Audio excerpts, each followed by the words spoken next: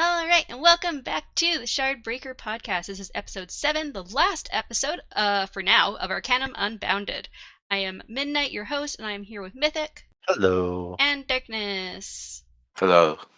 We read The Six of the Dusk. Just that for this week. Yeah, very boring. Got it. What do you Oh. mean? I love this. This is like one of my favorite stories. I don't know. I like the person they met more than I like the actual Like protagonist. Kathy.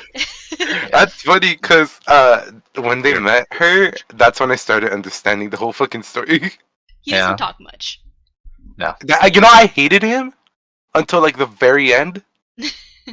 I really hated his character for some reason. Why? I don't know. It annoyed him. He I love annoyed me in Dusk. general. I feel like He annoyed me Dusk is so a great much. character. Anyways, so we start with Dusk rowing his boat on the ocean as an enormous blackness lurks beneath the waves. His colorful bird, Curly, seems unbothered by the apparent danger. A school of slimfish jump into the air, spooked by the creature, and then fall back into the water and create a sound like rain. Dusk's second bird, Sack, chirps from his shoulder as he worries that the creature will sense his mind, even with Curly's protection. Dusk hadn't clipped Curly's wings, but he can understand in situations like this why some sailors do clip the wings of their ABRs. Dusk worries as the creature seems to stop under his boat, but he soon notices that it's descending further down into the ocean and not about to attack him. He gets at a glass faceplate with leather straps and uses it to glance into the water for a moment, but he sees nothing. As he continues to row his canoe, he tracks his position by the waves, which he thinks that all of his people, the Elikin, used to be able to do, but now only trackers learn how to do it. Although he does have a compass and some sea charts from the ones above, which are capitalized, who had visited the year before, just in case. So what were your first thoughts when you heard this mention of the ones above? I was like, gods. I thought it was so at that point. I thought it was like religious type of talk. You know what I mean? So you thought Like it was not like God. exactly like Mm. like we know gods exist type of shit, but like like Jesus above type of thing. Like angels or something. Yeah. So Dusk soon sees the first island in the Pantheon, a small island called Sori, which means child. It was the most commonly visited island, and he had trained on its shores with his uncle when he was younger. He thinks that he should burn an offering for Sori, as he hadn't in a while, and Patchy wouldn't be jealous, as the other islands in the Pantheon are affectionate to Sori. Dusk grows past Sori and 3 of her cousins, which he had never set foot on. Once the tracker was done training, they chose one island to work on for the rest of their life.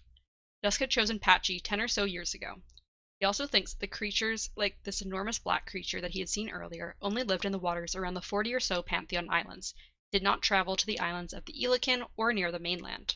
Dusk then sees the largest of the islands, Patchy, which has inhospitable peaks, sharp cliffs, and a deep jungle. Dusk calls Patchy the Old Destroyer and Father. What did you think about this personification of the islands? The whole time I was thinking about how he's calling it fucking father. But Right, that's also what I was thinking. And also Yeah. like I was wondering if it's like named after, like a figure or something. named after his father. Father Papa. Almighty. Yeah, Father Almighty. So Dusk considers his options for where to land on Patchy, since it doesn't have gradual beaches like some of the other islands. This also meant that its shores weren't safe, since the creatures of the sea could get to him as easily as the creatures of the island. He eats some fish from last night and then eventually rows himself to a relatively safe area of the shore.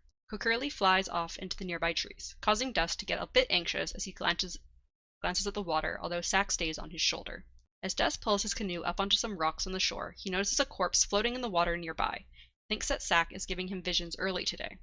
Apparently the ABR usually waited until they were fully landed before bestowing her blessing. As he continues to work, he avoids the section of water where he sees the corpse, as he isn't sure exactly what may cause his death, as Sack's visions were just a warning. He eventually gets his canoe up farther onto the shore, waiting to move it into the jungle so that another trapper doesn't take it. So what were your first thoughts on Sack's blessing? It sounds I pictured it a lot like ATM. But like the shadows are actually, like death warnings. Yeah. And you also, I think, see a little bit farther into the future than just like a few seconds. Yeah, for sure. I Um, mean, I didn't think of it like that, but I mean, I definitely thought it was pretty neat.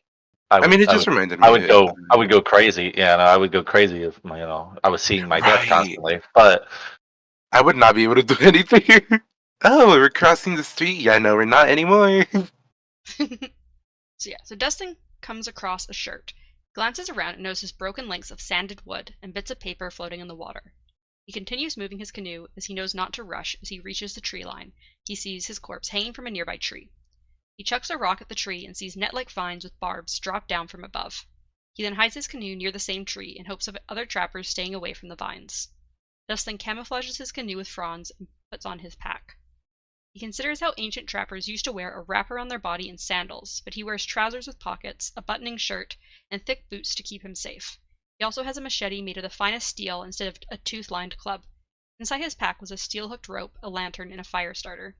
So what do you think about the few modern things that Dusk chooses to accept into his life and work, considering he's kind of like very against other kind of modern advancements? Clearly, he's into fashion. You know, these are all fashion statements. Fashion. Yep, clearly. Very fashionable. Mm-hmm. That outfit did not sound bad. Yeah, he's just kind of Oh, here. Also, I was gonna send you guys a picture. Oh, You guys wanted. Oh yeah, we get to see what he looks like. Woo. Dusk with Vathy and Kokirli. And you see, that outfit is fine, but no. Yeah, see, I like her way more. Just I do. So much better than him. He I looks don't like like him. He looks like he's a tryhard, you know. Right. Look at me, I got 2 birds. No, I think what annoyed His the uncle had 3 apparently. what annoyed the fuck out of me was like when he was having his little internal monologue of like, I don't have to answer this. It's obvious, you know. Like, Yeah, I love that. That's so funny. that shit annoyed me to like all ends, bro. So funny. I love how pretentious this man is. He takes his job very seriously. Does he get paid? No, he has to sell shit that he gets from the island. Right. I mean, He gets like it's a trapper. stuff from the island, yeah, as well as he breeds AVR to sell. So Dustin glances back at you know, the whole time I couldn't say the fucking bird's name, so I just made a mental check, and it was like a ka in my head. Kokirli? Yeah. Yeah, no, Kaka sounds so much better. Kaka. So Dustin glances back at his corpse and wonders if he really was so careless as to be caught by cutaway vines. He thinks that Sack only shows plausible deaths, but likes to think that some are mostly unlikely and caused by him being careless. In the past, he would have avoided the areas where he saw his own corpses, but he does so less now as he doesn't want to lose his skills, as he doesn't want to rely on Sack too much. Patchy would try on every possible occasion to kill him. Normally, Dusk would go inland as soon as possible, but he decides to investigate the debris first. He whistles for Kokirli. Father, why are you trying to kill me? He whistles for Kokirli, and the bird comes out, flying nearby. He thinks that the beasts that hunt mines are not as strong as the ones in the ocean. So what do you think about the creatures that can sense the minds of others to hunt? Cool, to be honest. Very psychic of them. Yeah, they are very psychic. Mm-hmm. What do you mean all of these are just mind flayers? Oh my god, you're right. Totally. Even the little meekers? Swimming mind flayers. So after about half an hour of walking along the coast, he finds the remnants of a large camp. He doesn't see his corpse anywhere, so he figures the area is mostly safe, unless there is something that could swallow him whole. Dusk eventually finds a piece of wood that shows the name Northern Interest Trading Company. Thinks that he had told them not to come to Patchy, but they obviously hadn't listened to him. He then notices gouges in the rocks and thinks that a deep beast must have attacked, something that he had never seen before, although his uncle had spoken of seeing one once. One thing that he notices is that he sees no sign of their steam-powered iron ship, and wonders if it's at the bottom of the ocean. He moves back towards the edge of the jungle, which is safer, and feeds Sack a seed from his pocket. Dustin begins looking for signs of survivors, and does notice some broken fronds going into the jungle, at least half a dozen going in different directions. He thinks it is stupid to run through the jungle, but that their trappers thought themselves strong and prepared and didn't need his warnings. Dusk wanted to blame the ones above for the push towards progress, but he knew that the large companies had been pushing to put trading posts on the Pantheon for years. Thinking of others on the island made him shiver in disgust and anxiety. It felt wrong, as the islands were sacred and the trappers were their priests. So what were your first thoughts on the trading company coming to this island? These islands that Dusk considers sacred. What was my first initial thought on it? Yeah. This man's gonna murder everybody. It's always the strong, silent types, you know? I mean, Kelsier wasn't the strong silent type, and he murdered, like, as many people as he could. No. You know what that man did? That man kept claiming that he was gonna murder people, and then instead got murdered himself. I mean, he did still kill a lot of people. Most of them were accidental. Yeah, it wasn't that good. The only people he killed were people who were technically already dead.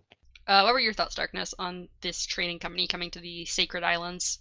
I thought it was typical like colonizer shit, you know? Yeah. Like I'm here, I'm gonna explore, I'm gonna take everything, and then we're gonna leave and come back again. Yeah. We're gonna just And fuck up ruin your your whole way life. of life.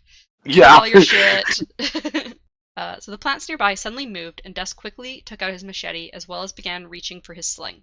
However, it wasn't a person or even a predator, but instead just small mouse-like creatures called meekers. They speak into Dusk's mind, asking for food. He gives them some dried meat and reminds them to bite others, as one bite could kill a person, although they generally didn't bite people anymore as they had gotten used to trappers. Dusk then puts some mating feathers from Kokirli's last molting by the nest of the meekers in hopes of another trapper seeing them and going near. He reminds the meekers to bite others and then tries to ask them if they had seen others, but they aren't that smart. So what did you think about these meekers that can speak into the Dusk's mind, not just like sense it? Everything's psychic. I'm telling you, mind players. But Yeah. I kind of like just realized another thing. Mm. He did the feather thing, right? So you would think that that's one of the first things you would warn the girl about. I don't think he really gave a shit about the girl. To be fair, I feel I like mean, he gave her a her lot of dying would have information. gotten him killed. Yeah, but he gave her a lot of information. But like, in all honesty, like, I don't know. I don't think Mans he did really. not want to open his mouth. What do you mean? Yeah, he doesn't like to speak. He says Yeah, as but little at as the end, possible. but at the very like near Like, the he has a end, little he monologue at the warned. end. He warns her. He monologues. You know, like all of that shit. Like he gave her a lot of information. Mm-hmm. He gave her like the warning that ended up actually, helping in the About the end. machine? Mm-hmm. More about I think it was like if it's too easy Yeah, uh, when thing, Oh she's and she yeah. was like, I was thinking about that while I was doing this, and I was like, exactly. mm-hmm. He saved your You life. see, now if he did that for the feathers, it would have been so much easier. Yeah, true. So yeah, Dusk then leaves the Meekers and follows one of the refugee trails that seems like it may go close to one of his safe camps deep in the jungle. Kokirli flies overhead and sings with the other aviar, although a human-raised aviar never really fits in with the other aviar. As he continues to walk, he expects to run into the corpse of the refugee, but all he sees are visions of his own corpse in various places. He notices that although the refugee doesn't match their trail, they seem to do well at avoiding danger and not falling for common mistakes. He wonders if perhaps the trading company had recruited a young trapper who had yet to choose an island and was annoyed with having to train on Sori.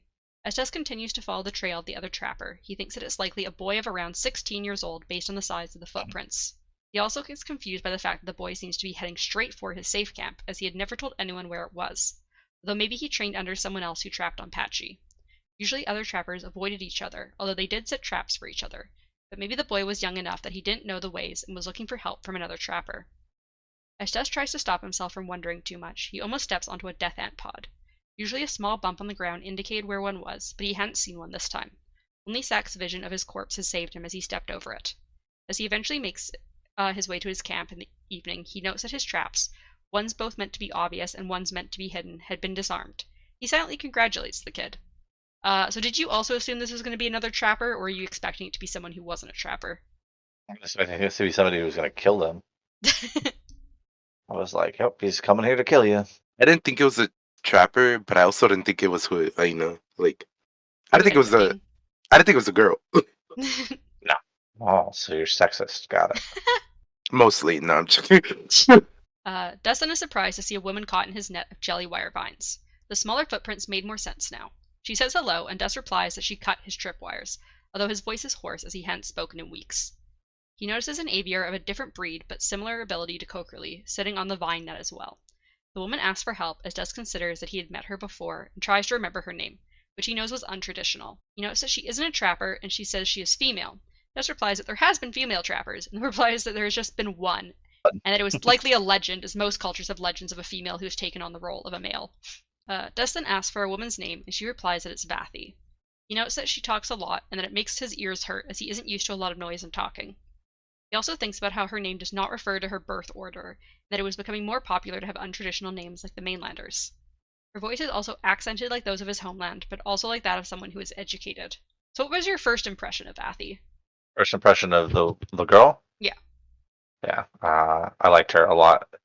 But, I mean, I just thought it was pretty cool. What do you think, Dickness? I think, honestly, yeah, she was cool, but like, I like that she had that influence of like, oh, those stories were made for like, to like teach women that it's not like a good thing to do. And she's still trying to go like through it.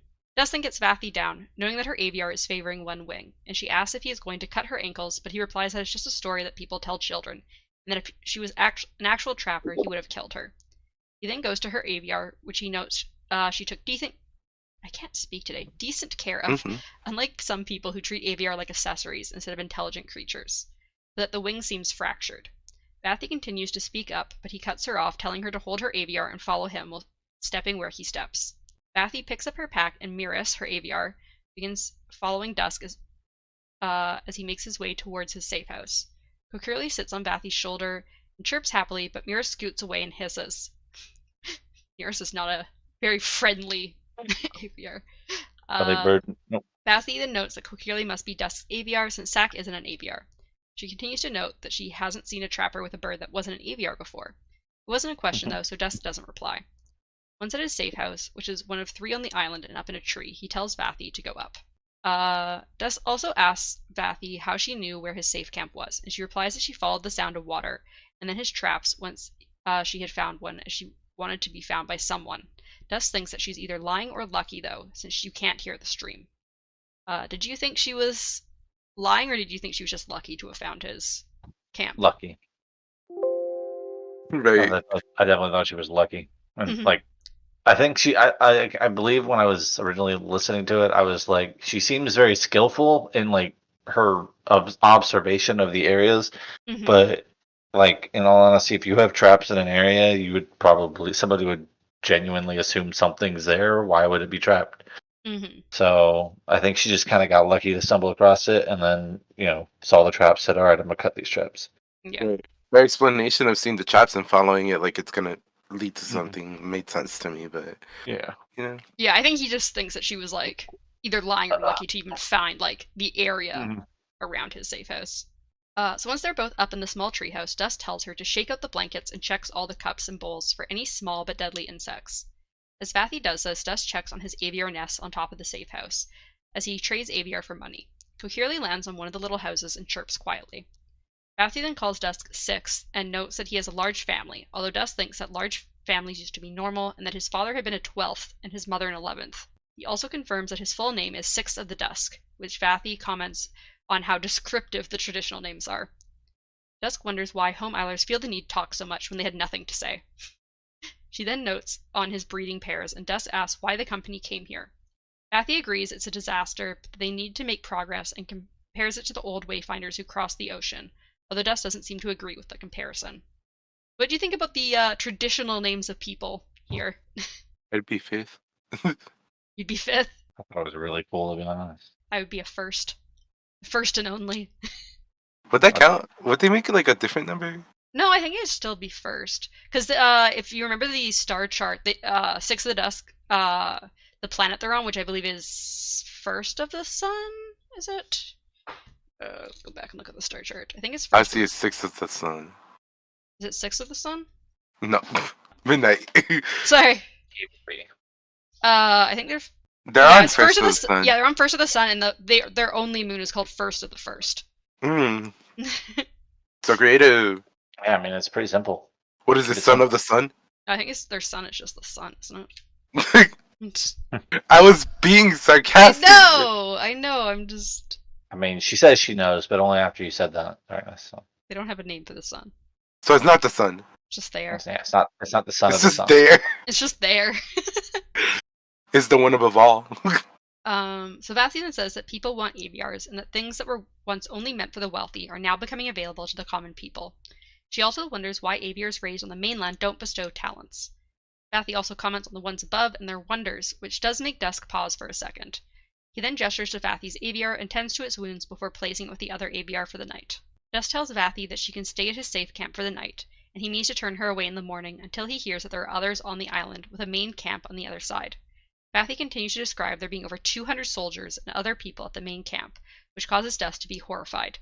She goes on about how the islands are going to eventually be tamed and that they want to do it before others get to them, as the aviar are just too valuable. Dusk angrily tells her to go finish checking the cups, and as she retreats he gives Sack a scratch and wonders why she joined the scouting mission instead of being at the main camp. So what did you think about the amount of people that had come to Patchy to try and tame it?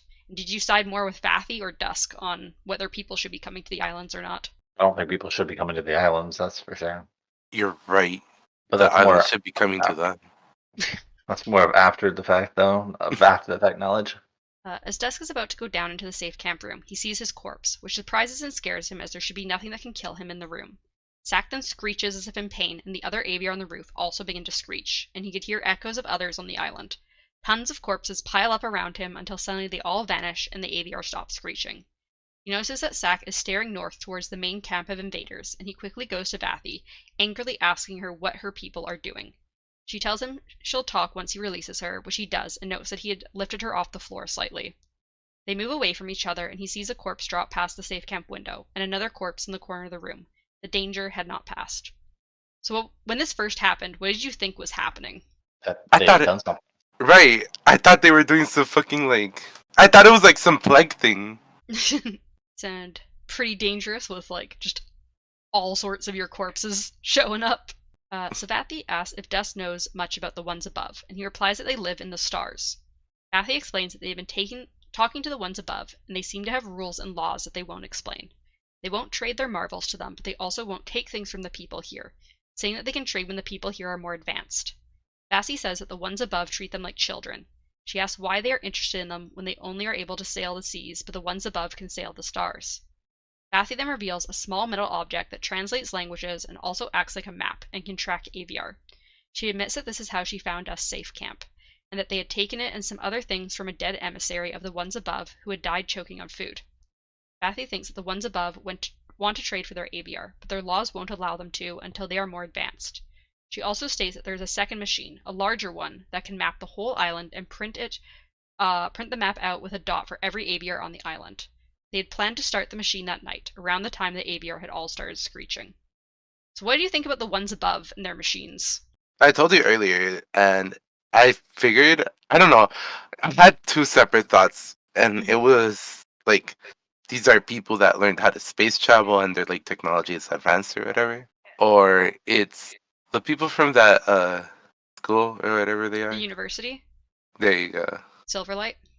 Yeah, those are like two big options I had. What did you think, Mythic? Remind me of the question real quick. What did you think about the ones above and their machines? Oh, I mean, it just sounds like scientists. So people, that's what human beings do. Just in general, didn't surprise me at all. So Vathy doesn't think the machine is hurting the aviar, but Dusk insists they need to head out now and go stop the others from using the machine. Vathy pushes back on this and wants to stay behind, but Dusk states that the others won't agree with him, but they will listen to Vathy. She then notices Dusk glancing around at his corpses that she can't see, assuming that he's going crazy from being alone, but Dusk has Sack show her his visions. Vathy freaks out seeing her own corpse, and Dusk eventually calls Sack back to him and explains to Vathy that Sack grants the talent to see your own corpse. Vathy, however, says there is no such talent before realizing that Dusk has discovered a new type of aviar and tries to ask more about it, but Dusk moves on from that part of the conversation. So at this point, did you think Dusk was making a mistake in showing Vathy what Sack could do, or did you think it was good 100%. 100%. I felt like it was necessary. Like, at that point, if you just saw all those corpses, you need to do your best to fucking make it not happen, even if it means exposing yourself. Because it's like last resort type of shit. Like, what are you gonna do? And I mean, she's getting to the point where she's like, you're just crazy. I'm not going to trust you. Right. Which, yeah, there's pros and cons, because it's like, you can either basically be like, okay, show her so that she follows you and trusts you more, but also you're giving away Sack's secret, and the secret of he's kind of leading towards the big secret of the island and everything. She ends up telling her anyways, so. Yeah, he kind of just says fuck it at one point. I'm like, oh damn. He's like, she's gonna figure it out anyways at some point. I'm such a bad person that I wouldn't just let the bird sit on her shoulder and not tell her anything. Just be like, what are you doing? Are you going crazy? Yeah, I know, right? Are you feeling okay? Completely fucking, what's the word? What do we do to you midnight all the time? Gaslight me. That's it, yeah. Right. Completely gaslight them. Yeah. She's shivering in a corner. I see dead people. I see myself. Oh, it's me. Oh. So Dusk heads down the rope ladder and stares out at the jungle, holding up a lantern. Calls Coquerly to him as Vathy also comes down, and she notes that he has 2 aviar. Dusk replies that his uncle had 3. Vathy then states that My uncle had 3. Vathy then states that she's to stay behind, but Dusk replies that she has seen her own death if she does. He then begins going out into the jungle, seeing his corpse against a tree, but thinking that the machine is causing Zack's ability to act strange, and he isn't sure if he can trust the visions much until the machine is shut down. So, do you think there are other AVR with other abilities, considering Dusk's uncle had kept 3 AVR, or do you think he just had 3 as like a insurance in case one of them like died or something? Oh, the insurance? No, what the fuck? Yeah, no, they care about their birds, obviously. I mean, they do, but also like it's still dangerous. Like something could still happen. Is it dangerous to have multiple? No, I mean like the islands are dangerous. And island's dangerous, so. I mean, like, but that's why you want multiple, right? I guess that's true, but I think one that seems to be enough. Like he only has 1 AVR that does Kokiri's job. He doesn't like carry around like a bunch of them. No, but he breeds them, so. This girl, I would have been flying with the amount of birds I had.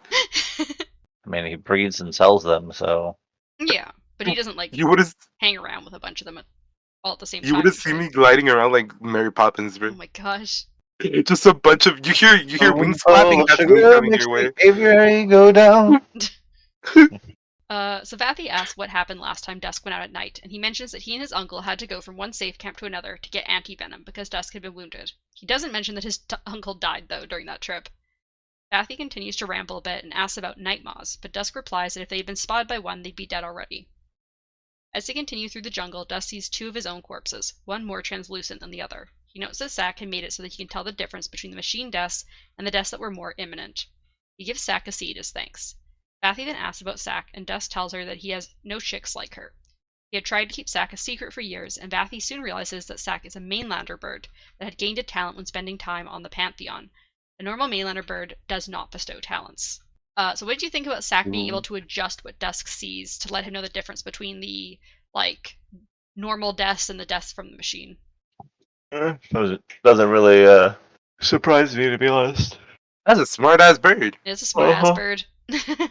It sucks that that's their name, cause. What's wrong with Zack? Mm-hmm. What? Oh, what's wrong with Zack? I like Zack. He's a cute bird. He's a good bird. Or she, sorry. Zack's a girl. What's wrong with Zack, I wonder? Zack's a girl? Yeah, they mentioned that Zack's a girl a few times. That's Even so worse. much worse. Zack's a girl and Never Kokili's a guy. Kokili wants that Zack for sure. I'm gonna leave. So Vathy then continues to mutter to herself as Dusk glances around at different corpses and notes that what had killed each of them. He notices that Zack is trembling and he can hear night moths screeching in the distance. Vathy took out her metal tube, which he had thought was a map scroll or something, but instead she loaded a thin spear into it and pointed it out into the darkness. Dusk then tells Vathy that they need to keep moving. As they walk, Vathy tells Dusk that Zack will change everything, as they had thought that AVR not raised on the Pantheon didn't learn talents because they didn't have other AVR to teach them, even though it was an innate ability.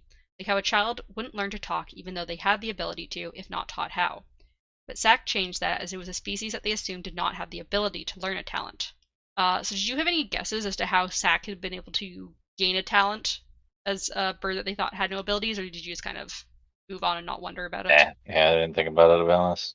I thought it was just because he was there, you know, like, or she, whatever. Living on the fucking island, yeah. Yeah, like I thought it was like, I'm with my birdie friends who have talents. I might as well, you know, like, caca with Utilize my own. that. Yeah. So they then come across the corpse of another trapper who Dusk thinks he recognizes as being named First of the Sky. He mentions that Patchy's finger killed the man. A first. Yeah, he is a first. Oh, by the way, that picture you sent of that fucking bird creature, in my mind, that shit is twerking. Great. So he mentions that Patchy's finger killed the man, although Vathy says she hadn't heard of it even though she had thoroughly researched the island. He checks through Sky's things and finds a small book which had a list of dates, locations of his safe camps and traps, and a very brief message. Vathy seems confused that the man seemed to want Dusk to take care of his family, but Dusk replies that the man means his AVR, as they are accustomed to humans, and it is better to have a rival take care of them than to have them die. So what do you think about these journals that the trappers keep? Kinda cool. It's like Red of Conquest. So Vathy asks questions about Patchy's finger, but Dusk refuses to answer. He thinks that she'd be easy to kill as she is close to understanding the island too well, but he knew she was right that the others would come eventually. Plus, he didn't have the thought of murdering someone in cold blood, especially a helpless scribe. Eventually he tells her that the plant is able to give off a mental signature to lure predators, which Vathy is shocked by. For a moment, Vathy wants to go back to get one of the blossoms, but Dusk tells her that she will have other chances and that for tonight they need to keep moving. Eventually they stop for a quick break, and Dusk crouches while drinking from his canteen, as it can be too dangerous to sit on a log or stump. He turns to look for Vathy and is horrified to see her reaching for some colored mating feathers. He hurries over to try to stop her, but she pulls on the feathers, which pulls on a branch and causes spikes attached to a net to fall down. It slices into Dusk's arm. Too easy. It slices into Dusk's arm and stops a hair from Vathy's cheek. She screams, which isn't the wisest, even though most predators don't rely on hearing to find prey. Dusk pulls the spike out of his arm and is glad to find no poison on the spikes. Vathy apologizes and begins bandaging Dusk's arm. He tells her that the plume had been left as a trap for someone unworthy of being on Patchy, and that for everything on Patchy she needs to ask herself if it's too easy. They continue on, and Vathy apologizes again, but Dusk tells her not to be sorry, but to be careful. Vathy then also says she is sorry for what is coming to the island. Dusk then admits that the Dusk part of his name was not for the time of his birth on the day he was born, but because his mother thought he was born on the dusk of their people. What were your thoughts on the reasoning behind Dusk's name? Say that again? What is something about Dusk's names? Yeah, so what are your thoughts on the reasoning behind Dusk's name? So because apparently most people are born when they're born, the part of their name that's sky or time related is based on the day they're born, but his mother was you are born on the dusk of our people because of how the world's advancing. So that's the reasoning. Pretty interesting. I actually don't remember that, so yeah. Would you say that? I said that's kind of cringe, but I'm joking. Why is it always the mothers that are crazy about the future and how their fucking society is So suddenly a night maw comes out of the trees behind Vathy, and Dusk slices across the head of the giant bird-like creature with his machete. He tries to get Vathy away from the night maw, but she takes out her metal tube and points it at the night maw before letting off a loud explosion. It causes Dusk to fall to the ground, and the night maw also falls to the ground. Dusk is shocked as he sees the almost dead night maw, injured with a spear on its side. Dusk eagerly starts saying that they could kill all the night maws, and Vathy says it would disrupt the ecosystem, but Dusk says it's better if all the night maws are dead anyways. So what did you think about Vathy being able to actually injure this night maw that Dusk was yeah, you are either dead or you escape them. Those are the only options. All the options. I was interested more in the way she fucking did it, cause gun. Yeah, she's got a spear gun. Gun. Yeah. Pew pew. But it reminded me of the Disney Tarzan movie with Kerchak when he shot the gun and then Tarzan's oh, what's that? Oh, savage over here. Forgot what I was gonna say. Okay. Damn it. You don't need to remember. It wasn't important. You're probably right. So Dusk calls for Kokirli to come back to him as he had flown off in the chaos. He notes that the night maw likely followed their scent and that his uncle had said they were getting smarter and knew they couldn't hunt men just by their minds. Suddenly the night maw lets out another screech and other night maws in the distance cry out in return. Dusk quickly begins pulling Vathy along to keep moving as he hears more screeches that seem to be getting closer.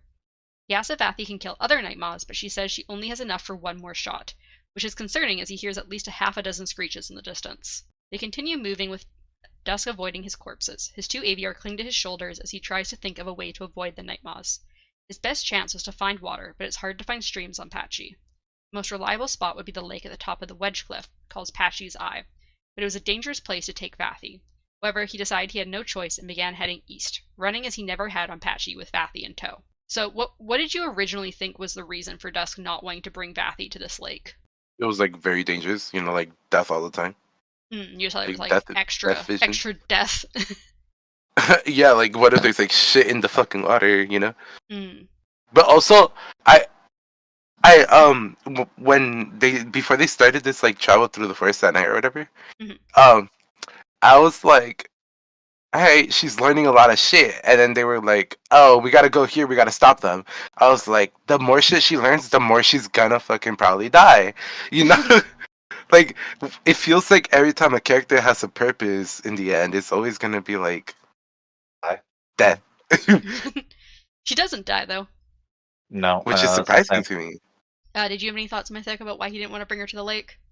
I mean, it's pretty much the same thing. I figured it was just a dangerous thing, Yeah. Lots of tentacles. Vathy struggles with her skirts, but Dusk is impressed that she does keep up with him. They continue to hear the night moths getting closer, but Dusk eventually finds a small river and brings them into it. Heading upstream, as downstream would bring them closer to the monsters. He finds himself getting angry at Patchy for trying to kill his priests. Eventually, they make it to an emerald lake, and Dusk pulls them to the shore and into some brush to hopefully wait out the night moths. He can hear that they have reached the river and hopes they will get confused as their scent is washed away. Vashi then notices Vathy. I keep wanting to call her Vashi. Vathy then notices that hundreds of young aviar are roosting in the trees around the lake. Dusk wishes she wouldn't question things, but he knows it's in her nature. He admits that all aviar come here to roost, and thinks that a trapper knows not to keep an aviar until it has been to Patchy, because otherwise it would not bestow a talent. Vathy seems to figure out these talents come from here somehow, and Dusk reveals that there are worms in Patchy's finger that the birds eat, parasites that actually give the talents to the birds to bestow. Vathy says that this changes everything. So what do you think about these worms that are infested, and thus grant these talents to the birds? No, here's where my theorizing came up. Like, just in general, I wanted to know, like, stuff. But we're never going to know, because fuck this, right? So, I was thinking, is it only the birds that can, like, ingest eat the these fucking and worm? get, like, their parachute, right? Yeah, it would be pretty cool if people could too, to be honest. Not only that, but Other creatures. horse! Oh my gosh. god, more horses. Of course. All the horses. All of them. No, but, like, different animals. Can you think of, like, you think people wouldn't want to shove one of these things down a fucking tiger's throat or something? Well, it's possible that some of these creatures on these islands also have eaten, like, either have eaten aviars that have the worms, or, like, have eaten the worms themselves, and maybe Like that's that why there's so ostrich many, shit, like I told you about. yeah, because maybe that's why, like, there's all these, like, psychic type monsters on these islands, but apparently Pokemon. none near. Yeah. But there's apparently none near the mainland or like other islands, just near the Pantheon. All these psychic Pokemon, yeah. I want to feed it to a fish and make a kraken. Oh my god. I mean, that's probably what happened with the fucking things, anyways. The ones that are in the water. Yeah, the deep ones or whatever they're called. Deep beasts. They probably like have eaten like other predators off the shore of these islands, which have eaten aviars. That's Or parasite. if it's like octopus, which are intelligent in general, like obviously they're gonna get a bigger brain. Also, I'm like curious what dictates what like change in talent they have. The different type of bird, probably.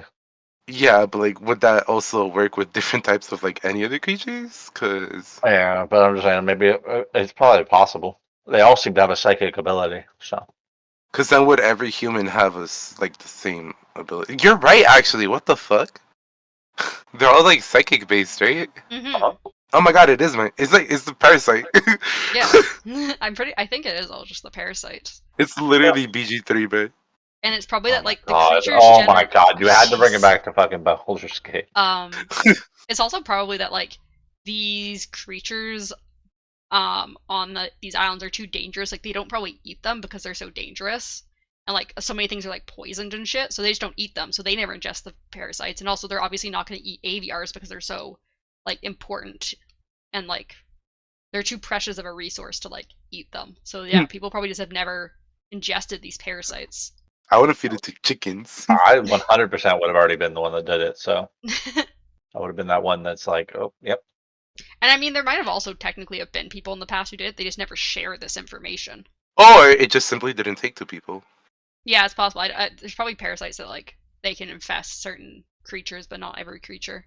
Also, you probably didn't realize it because they don't really go into it, but it's confirmed that Patchy's Eye, this lake, is the perpendicularity on this planet. I figured. Yeah, that's why it's like so dangerous. They're like in like the little system essay. They're like, yeah, there is a perpendicularity somehow, but we can't explore the planet through it because of how fucking deadly it is around the perpendicularity. I figured it was that as soon as like they were like, oh, this is the most dangerous island. Ain't nobody want to come here and shit. Like, this is where all the worms are from. Yeah. That literally like settled it for me. This is where the powers are coming from. I'm like, okay, like I guess it's there. So the night moths screech, and Dusk can hear that they are coming upriver to search. He gives his aviar to Vathy and says that he will draw the night moths away. He says that with Kirkirli, she can get away and get the men off the machine, which he would not be able to do himself. He then tucks the journal of First of the Sky and his own journal into Vathy's pack. However, as he begins to run away, Vathy calls for him to stop, and he notices that one of Patchy's finger's flowers has begun starting to bloom, and comes to the same idea that he thinks she has. Vathy attaches one of the blooms to her spear gun and shoots it off into the distance. The two of them then go into the lake and wait, watching as the shadows of the night moths in the dark turn and go after the bloom. Dusk counts to 100, and then they get out of the lake and move on. What do you think of their solution to getting rid of the night moths? Well, I thought they were fucked in general, like right beforehand. So I was like, I guess you're getting out of it, but would have been funnier to see you die, either drown Wow. or like. What did you think of their solution there, Mythic? I agree. It would have been funny as shit to see him die. I was hoping one of them would at least escape, and then trauma dump with the other people and just like somehow slaughter them or something. But So we time skip to morning as Vathy and Dusk reach the fortress of logs and cannons that the company has built. A large dead creature lays rotting half in the ocean. Vathy is greeted by the men, although they point weapons distrustingly at Dusk, and she seems to be more important than Dusk had assumed. Vathy tells the men that they need... I think she's it sounds like pretty high up in command. Like she's not in command because there's that one guy. Yeah, but I think she's probably second or third in command. It sounds like. Yeah, I mean when she was like, "I know you turned it on," and I was like, "Uh-oh, they're in trouble," and he was like, "I didn't do that." I was like, "Uh-oh, something's gonna happen." Everyone's in trouble. So yeah, Vathy tells the men that they need to turn the machine off, but apparently they had never turned it on. They had opened it. Mm-hmm. Dusk immediately realizes the new issue, but Vathy seems to think everything is fine, as Sack's death visions had gone back to normal on their way here. So were you surprised to learn that the machine hadn't actually been turned on? Yeah, I definitely thought it was going to be the machine. Well, to be fair, no, because the death thing, like the where he saw multiples, it's been a while, and it would have been already happened if they turned it on. So. So Just tries to explain his worries, but he isn't good with words, and Vathy goes inside the fort. He tries to ask for her, but the guards ignore him, and he eventually starts to head back into the jungle. He speaks out loud to himself the words that he wished he could have said, while the ones above had set a trap with the machine to help them get more advanced so they could eventually trade with them. They wanted them to get these machines. As they research the machines, they will grow more quickly than they should. They will still be as ignorant as a child, but the laws of the ones above will allow them to trade with the people here. Dusk thinks that everyone will die, and that Patchy deserves this. Sack suddenly flies away from him, and he falls to see Sack sitting on Vathy's shoulder. She looks worried and tells him that they found a manual in the machine that her small device is able to translate. She takes out the mating plume that she had gotten earlier and says it's a trap as it's too easy. She states that the ones above will use them like they used the AVR and like the AVR used the worms.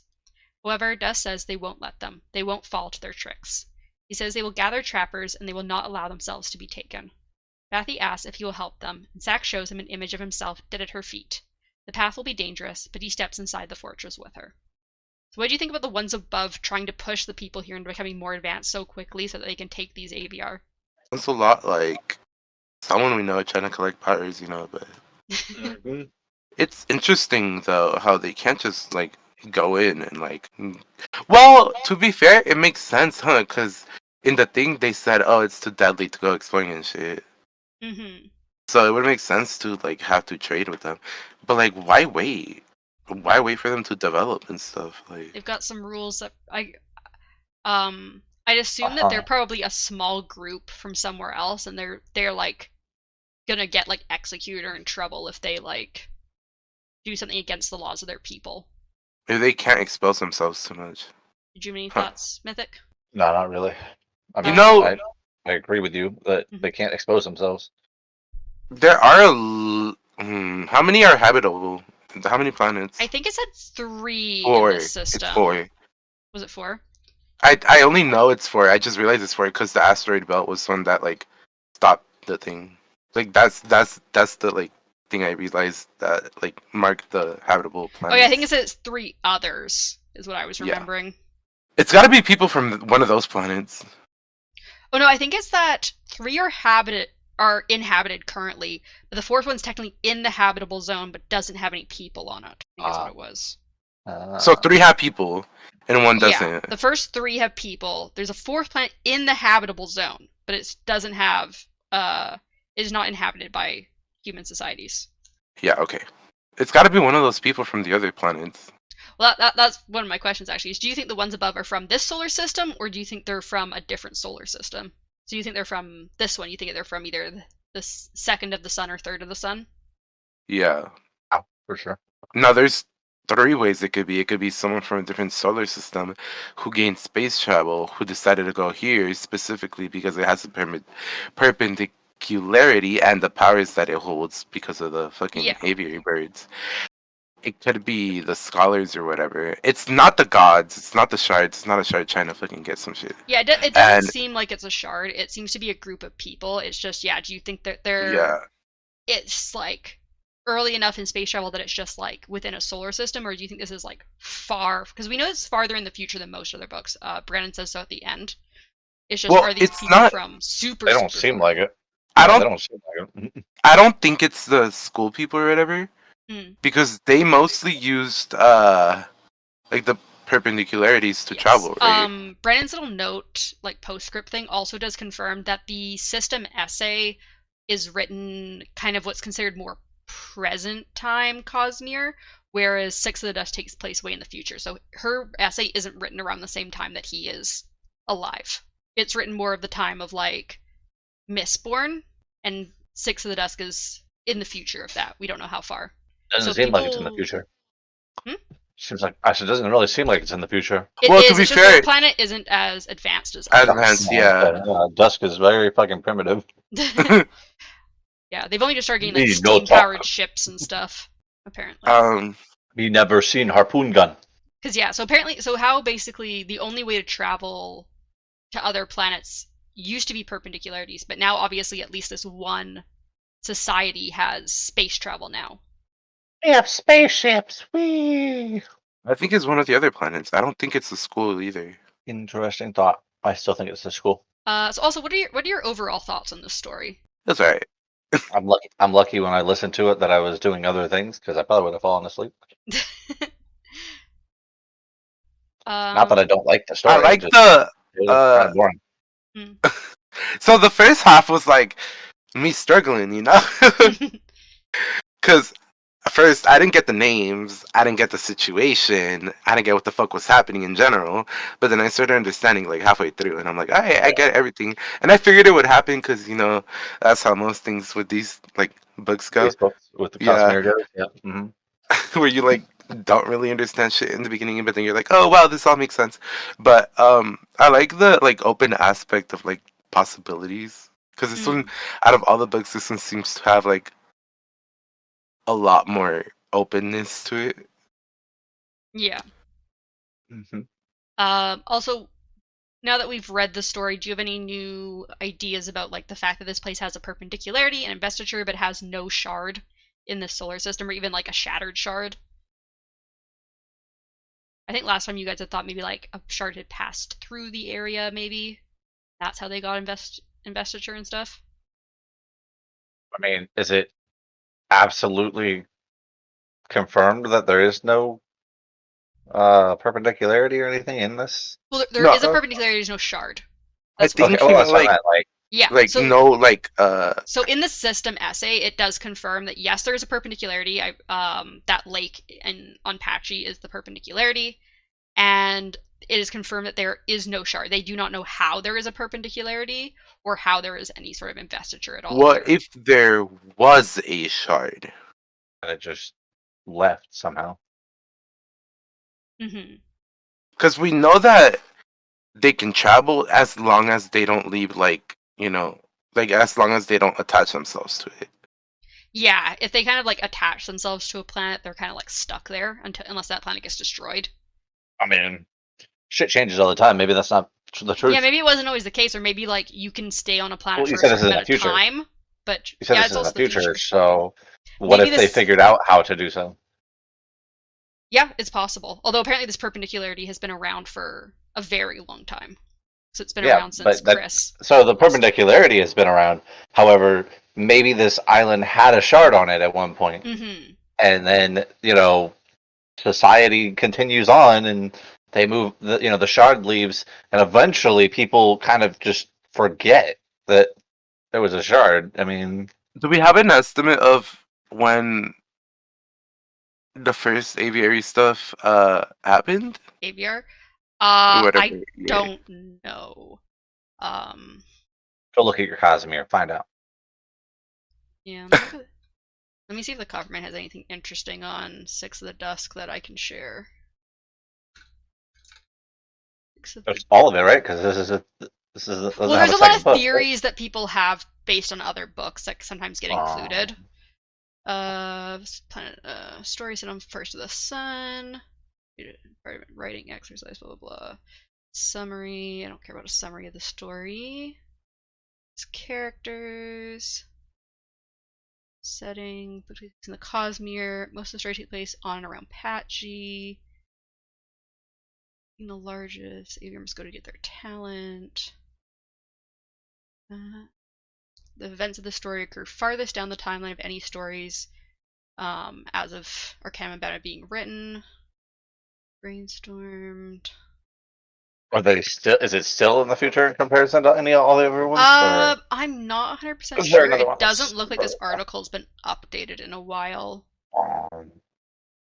So That's a bummer. there's I think there's 2 stories that are set, I'm sure, close to. I don't know if they're just before or just after, but there's other stories where there is space travel by people, so I'd assume they were close to. What is that shadow that she shot at, by the way? What do you mean? Oh, that she was talking about when she used her first harpoon thing. Yeah. She was talking about one of the sea creatures when their camp was getting attacked. Mm-hmm. But yeah, now if we want to do a quick book overview, which was your favorite of the short stories out of all of Arcanum Unbounded? The way I don't remember half of them. I can't remember what it was called, so I'm trying to figure out. But I know it's the sand one. Oh, White Sand? White Sand? That's it. Yeah. You like White Sand the most? Yeah, I like White Sand the most. That was my favorite because that dude was super smart with the little amount that he had. I'm surprised Mistborn Secret History isn't your favorite. Wait, maybe. Oh yeah, the Kelsier one, huh? Because there's the 2 Sellas, there's Hope of Atlantis, there's Emperor's Soul, 11th Metal, Mistborn Secret History, White Sand, I don't know. I like Shadows both, for Silence, and Six of Dusk.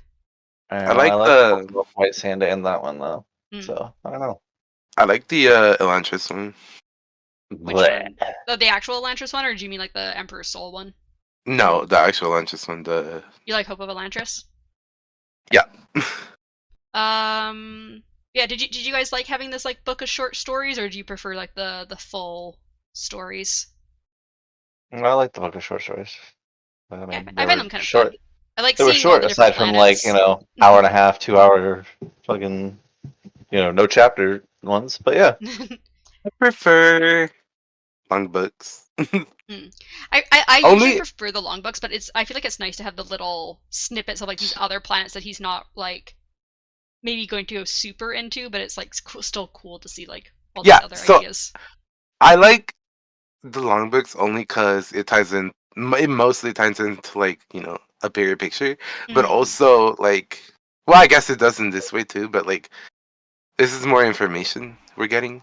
Yeah, I feel like a lot of these short stories, especially on like Six of Dusk and Silence, where they're on different planets, a lot more of the tie-ins are just to understand adventure more, and also there's going to be references to like these planets in other books, and so it's just kind of have to like more information, like where these things came from.